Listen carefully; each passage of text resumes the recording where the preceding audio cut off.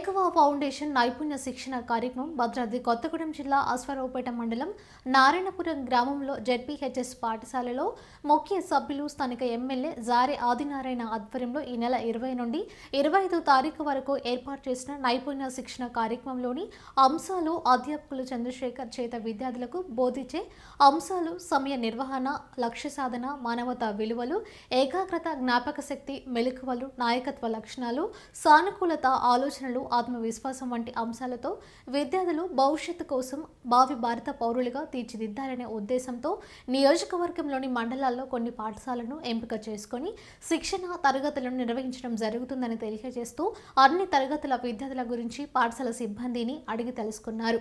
కార్యక్రమంలో మండల నాయకులు, కార్యకర్తలు, అభిమానులు పాల్గొన్నారు.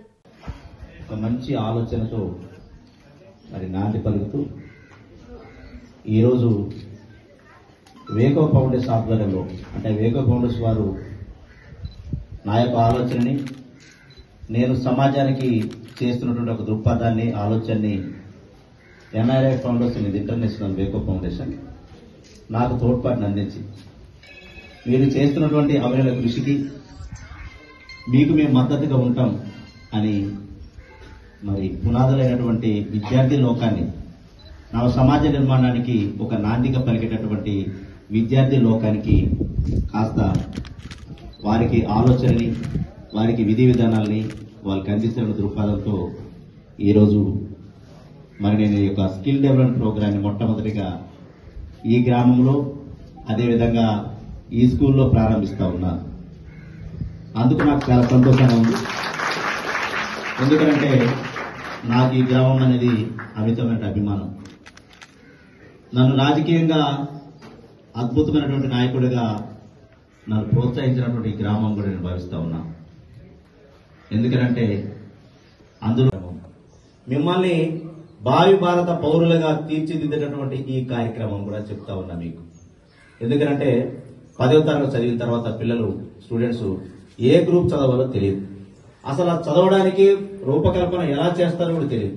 పాఠశాలలో ఉపాధ్యాయులు బోధించినప్పటికీ కూడా ఇంకా ఎక్కడో కాస్తంత మిగులుబడి ఉంది అనే ఆలోచనతో నాకు తట్టినటువంటి అంశం. పాఠశాలలో ఉపాధ్యాయులు బోధిస్తున్నప్పటికీ ఇంకా కాస్త నా తరఫున మీకు ఇంకా కాస్త ఫీడ్బ్యాక్ కనుక ఇవ్వగలిగితే మీరు కనుక అత్యున్నత స్థాయికి వెళ్తారన్న ఆలోచనతో ఈ కార్యక్రమంలో నేను చేపట్టడం జరిగింది. ఈ రోజు ఇక్కడ ఉదయం పూట, మధ్యాహ్నం అశ్వారావుపేట గర్ల్స్ హై స్కూల్లో కూడా ప్రోగ్రాం పెట్టడం జరిగింది. అదేవిధంగా 25వ తారీఖు వరకు కంప్లీట్ ఈ ప్రోగ్రామ్స్ ఉన్నాయి. దానిలో భాగంగా మీరందరూ కూడా మంచి భావి భారత పౌరులుగా తీర్చిదిద్దాలనే ఆలోచనతో నేను ఈ కార్యక్రమం చేపట్టడం జరిగింది. ఈ కార్యక్రమంలో భాగంగా నేను ప్రోగ్రాం అయ్యేంత వరకు ఉంటాను. మధ్యాహ్నం ప్రోగ్రాం అయ్యేందుకు డైలీ 5 days కంప్లీట్గా అటెండ్ అవుతాను.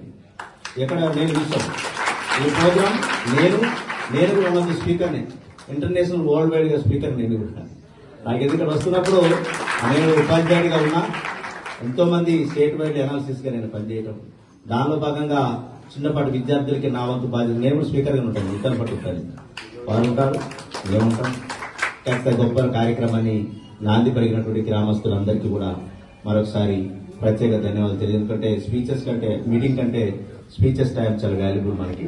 కాబట్టి ఈరోజు ప్రారంభోత్సవ కార్యక్రమానికి, చక్కటి కార్యక్రమానికి గ్రామస్తులందరూ గమనించడం, అదేవిధంగా ఈ పాఠశాల ఈ కార్యక్రమానికి మొట్టమొదటిగా నాంది పలుకుతూ నేను చేస్తున్న ఈ యొక్క ప్రాజెక్టు మరి నేను వెంట వాస్తవంగా అయితే 4 రోజుల ముందు చెప్పాలి.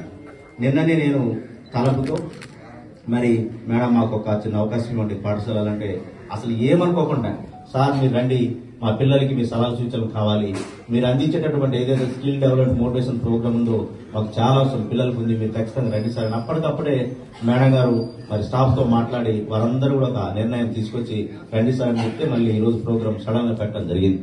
కాబట్టి ఈ కార్యక్రమానికి మరి నాతో పాటు అంటే నేను చెప్పగానే ఎక్కడో దుబాయ్లో ఆర్గనైజ్ చేస్తున్నటువంటి వేకవ ఫౌండేషన్ వారి ఆధ్వర్యంలో మరి నాకు మంచి మిత్రుడు చంద్రశేఖర్ గారు నాకు అంటే గతంలో కూడా నేను 2014లో ఎమ్మెల్యేగా పోటీ చేసిన తర్వాత 2016లో